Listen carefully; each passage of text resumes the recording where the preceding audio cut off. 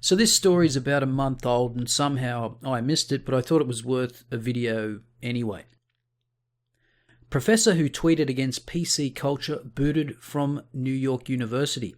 A New York University professor crusading against political correctness and student coddling was booted from the classroom last week after his colleagues complained about his incivility. Liberal Studies professor Michael Rechtenwald, 57, said he was forced Wednesday to go on paid leave for the rest of the semester, reports the New York Post. They are actually pushing me out the door for having a different perspective. Where have I heard that before? The academic told the Post. Rechtenwald launched an undercover Twitter account called Deplorable NYU Prof on September 12 to argue against campus trends like safe spaces, trigger warnings, and other aspects of academia's growing PC culture.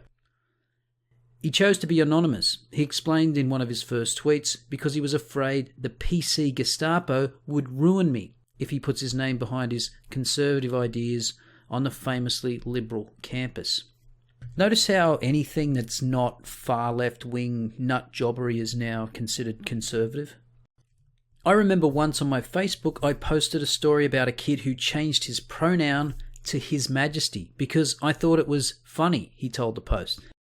It was actually very funny.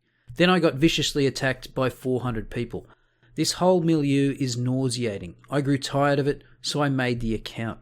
On October 11, Rechtenwald used his internet alter ego to criticize safe spaces, the recent campus trend of protecting students from uncomfortable speech, as at once a hall of mirrors and a rubber room. He also posted a flyer put out by NYU resident advisors telling students how to avoid wearing potentially offensive Halloween costumes. And he wrote, "The scariest thing about Halloween today is the liberal totalitarian costume surveillance."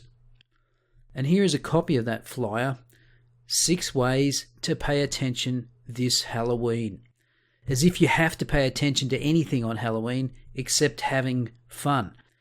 I can't imagine the level of arrogance it takes to prescribe how people should dress on Halloween. Only an SJW could believe that they have that kind of moral authority.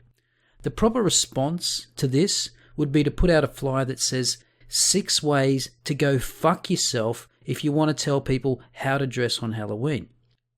And if anyone wants to make that flyer, please send it to me and I will post it in my next video. Anyway, a witch hunt ensued and the professor actually outed himself because he didn't think he'd done anything objectionable. And then a letter was published in the student newspaper from a committee calling itself Liberal Studies Diversity, Equity and Inclusion Working Group. Doesn't sound Orwellian, does it? Now, the name itself should raise a giant red flag. And this is what these totalitarian ideologues wrote.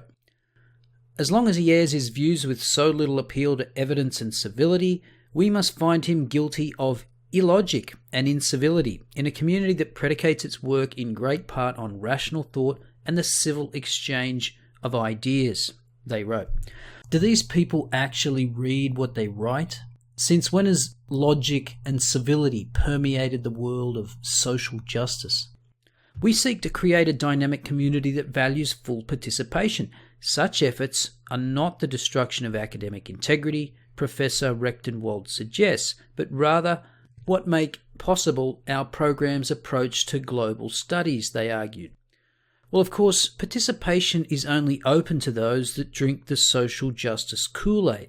This is just a case of blatant doublespeak. So subsequently, the professor was forced to take paid leave over concerns about his mental health, and apparently had nothing to do with his Twitter account. Yeah, that's believable. And I like the quote at the end from the professor. Academic freedom, it's great, as long as you don't use it. Isn't that a quote for the times?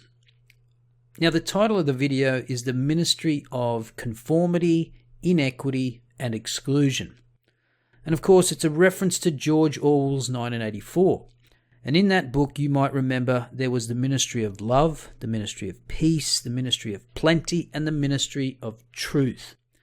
Now, of course, Those were all examples of doublespeak, which wasn't a word used in the book, but it conveys the idea. So, doublespeak is language that deliberately obscures, disguises, distorts, or reverses the meanings of words. So in 1984, the Ministry of Truth was in reality the propaganda ministry.